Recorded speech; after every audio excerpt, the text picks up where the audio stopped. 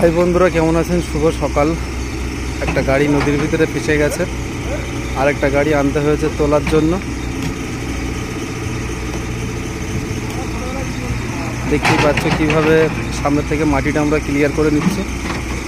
একদম জোয়ারও লেগে গেছে, জোয়ারও উঠছে,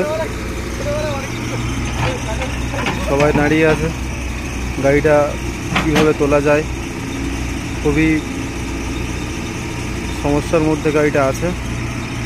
জোয়ারও লেগে গেছে, নদীর জলও পুরো ভর্তি হয়ে যাবে আর কিছুক্ষণ মাত্রই।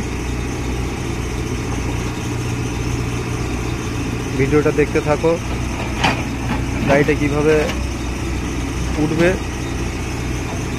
সেটা তোমাদের আজকে দেখাবো।